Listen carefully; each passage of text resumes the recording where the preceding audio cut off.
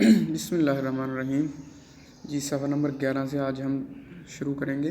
سر سید کے اخلاق و خصائل چیپٹر پڑھ رہے ہیں ہم، جو کہ مولانا الطاف سہنحالی نے لکھا ہے۔ تو ولایت میں خطبات احمدیہ کے لکھنے میں انہوں نے 1.5 برس برابر ایسی محنت شاقہ کی۔ اچھا جی، خطبات احمدیہ سر سید نے اپنی ایک تصنیف لکھی تھی،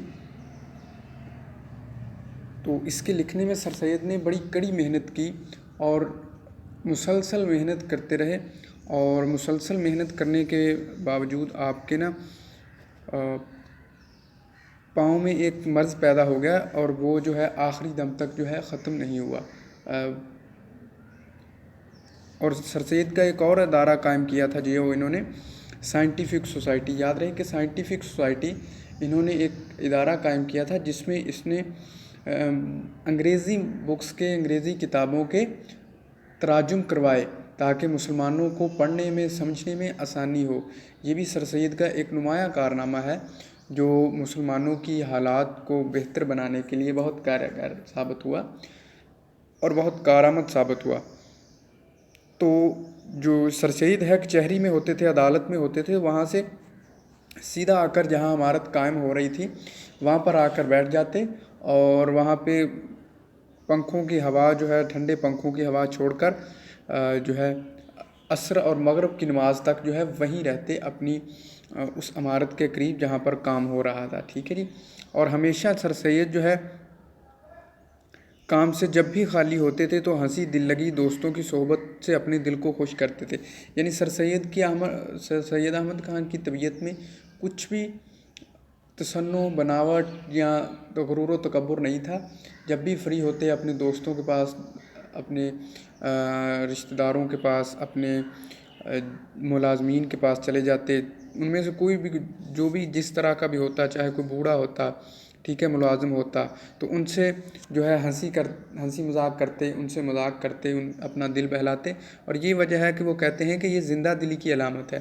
ایسے شخص جو ہیں وہ خوش طبیعت شخص ہوتے ہیں، جو معاشرے میں جو دوسرے لوگوں کے لیے بھی باعث وقار ثابت ہوتے ہیں، اور ایسے لوگوں کے پاس کوئی رنج و غم، ٹھیک ہے نا، ان کے قریب سے بھی نہیں گزرتا۔ اس نے لکھا کہ ملال و کلال جو ہے وہ کبھی ان کے پاس نہیں آتا، تو یعنی رنج و غم ان کے پاس کبھی نہیں آتا، جو خوش طبیعت کے مالک ہوتے ہیں۔ بعض اوقات ان کے ماتحت یا ملازمین جن سے بے تکلفی تھی ان کو ایسا جواب دیتے تھے جس سے انہیں شرمندہ ہونا چاہیے تھا، مگر وہ کبھی برا نہ مانتے تھے بلکہ خوب کہکا لگاتے اور خوش ہوتے۔ یعنی ملازمین کا بھی یہ حال تھا کہ سر سید سے بے جھجک جو بھی بات دل میں ہوتی کہہ دیتے تھے، اور سر سید بھی آگے سے بالکل برا نہیں مانتے تھے ان کی بات کا۔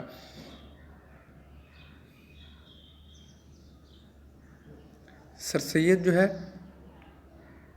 تابہ مقدور کبھی رنج و غم کو پاس نہیں، جہاں تک ہو سکے، جہاں تک ممکن تھا، اپنے پاس دکھ نہیں آنے دیتے تھے۔ بیرون جات میں، آبادی میں، یعنی ویرانے میں، آبادی میں، گنجان آباد علاقوں میں، جنگل میں، جہاں کہیں بھی ہوں، وہ اپنی خوشی اور دل لگی کا سامان مہیا کر ہی لیتے۔ ایک شخص جو ہوتا ہے خوش طبیعت ہوتا ہے تو وہ کہیں بھی ہو وہ اپنی طبیعت کے پھول ہمیشہ بکھیرتا ہے، ٹھیک ہے، اور آس پاس کے لوگ اس سے مستفید ہوتے ہیں۔ تو سر سید کی طبیعت بھی کچھ ایسی ہی تھی۔ وہ اپنی باتوں سے نہ صرف بڑوں کو بلکہ بچوں کو بھی تسخیر کر لیتے تھے، مانوس کر لیتے تھے۔ بچے بھی ان سے جو ہے وہ مانوس ہو جاتے تھے، اور یہاں تک کہ جو وحشت بچوں کو عام طور پر بڑے بزرگوں سے ہوتی ہے، سر سید سے کبھی بھی کسی بچے کو بھی ایسی جو ہے وحشت یا خوف یا ڈر ان کے قریب سے نہیں گزرتا تھا۔ سر سید جو ہے راست بازی اور تمام اوصاف جو ایک راست باز آدمی میں ہونے ضروری ہیں، جیسے صدق، مودت، جمعیت، دلیری اور آزادی وغیرہ، اس شخص کی خصوصیات میں سے تھے، ٹھیک ہے، بتاتے ہیں۔ جی معنی دیکھ لیں پہلے۔ راست باز تو سچ بات کہنے والا ہوتا ہے، اوصاف خوبیاں ہوتی ہیں، سچائی کی جمع ہوتی ہے، اور راست باز سچ کہنے والا۔ صدق مودت کا معنی ہوتا ہے سچی دوستی، ٹھیک ہے، جمعیت غیرت ہوتی ہے، دلیری بہادری ہوتی ہے، آزادی عزت نفس کی آزادی سمجھ لیں آپ، ٹھیک ہے جی۔ تو یعنی یہ تمام چیزیں ایک سچے انسان میں ہونی چاہیے کہ وہ کبھی بھی بغیر کسی خوف و خطر کے سچ کو سچ کہے اور جھوٹ کو جھوٹ کہے، اور پوری دلیری کے ساتھ کہے، اور جو بھی اس کے دوست ہیں، جس سے دوستی ہے، جس سے دشمنی ہے، وہ یہ اس کے ظاہر باطن میں تضاد نہ ہو، جس کے ساتھ دوستی ہے تو وہ آخری دم تک اس کے ساتھ دوستی ہو۔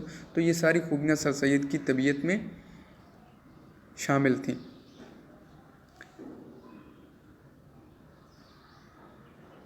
اس شخص نے اگر سچ پوچھیے تو اپنی آزادانہ تحریروں سے اردو لٹریچر یعنی اردو ادب میں آزادی اور سچائی کی بنیاد ڈالی۔ یعنی انہوں نے سچ لکھنا شروع کیا، سچائی کی بنیاد ڈالتے ہیں اردو ادب میں۔ جتنی بھی ادب اردو کی تحریر تھیں ان میں جو سب سے پہلی بات سر سید نے جس بات کا آغاز کیا وہ جو ہے وہ سچ کی بنیاد تھی، وہ سچائی کو لکھنا تھا، ٹھیک ہے۔ اس کے بعد تمام ادیبوں اور مصنفین کا اور شعراء کا جو ہے ایک جھجک ہوتی ہے، ایک ڈر ہوتا ہے، ایک خوف ہوتا ہے، وہ ختم ہو گیا اور وہ بلا جھجک جو ہے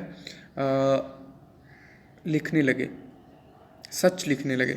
اس نے لوگوں کو مجبور کیا کہ سچ بات کہنے میں کسی کو طعن و ملامت سے نہ ڈریں، ٹھیک ہے۔ اگر آپ کو پتہ ہے کہ یہ بات سچ ہے، ٹھیک ہے، تو آپ اس کو بغیر کسی خوف و خطر کے بول لیں۔ آپ سچ بولنا ہی انسان کی سب سے بڑی بہادری ہوتی ہے، اور کسی قسم کی انسان کو خوف نہیں ہونا چاہیے، کسی قسم کا ڈر نہیں ہونا چاہیے۔ کسی کا بھی ڈر انسان کے ذہن میں لعنت ملامت برا بھلا کوئی کہے آپ کو کہ یہ شخص سچ بولتا ہے، تو اگر آپ کو پتہ ہے کہ یہ سچ ہے تو اس سے نہ ڈریں، آپ بلا جھجک سچ بولیں۔ جو بات اس کو حق معلوم ہوتی تھی وہ کہنے میں ذرا بھی جو ہے وہ دیر نہیں کرتے تھے سر سید احمد خان۔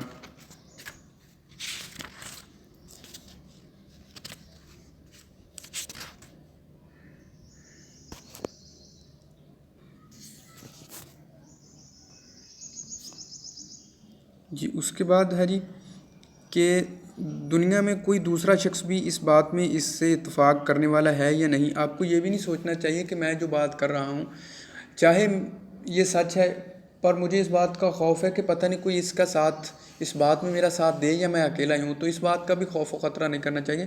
اگر آپ کو پتہ ہے کہ یہ بات سچ ہے تو آپ کے ساتھ کوئی چلنے والا نہیں، تو اس کے باوجود بھی آپ کو سچ بولنا چاہیے۔ سر سید احمد خان اس بات کے قائل تھے۔ سر سید کو کوئی بات اس سے زیادہ شاق نہ گزرتی تھی کہ ان پر راست بازی کے خلاف کوئی الزام لگایا جائے، ٹھیک ہے۔ اس سے ان کو کوئی بات گراں نہ گزرتی تھی، کوئی بات بری نہ لگتی تھی کہ سر سید کی سچائی پر کوئی انگلی اٹھائے۔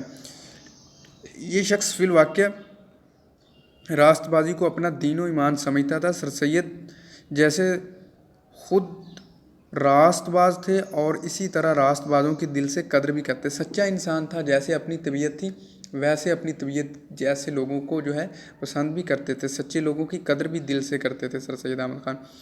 اور دوسرے محبت اور الفات کا مادہ سر سید میں معمولی آدمیوں سے بہت زیادہ تھا۔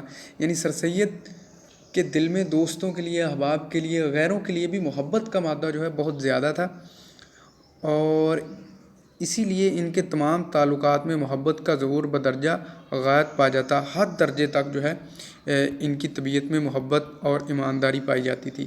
یہی وجہ تھی کہ سر سید سے کوئی بھی جو شخص ہے وہ ایک بار مل لیتا تھا تو ان کا دیوانہ ہو کے رہ جاتا تھا۔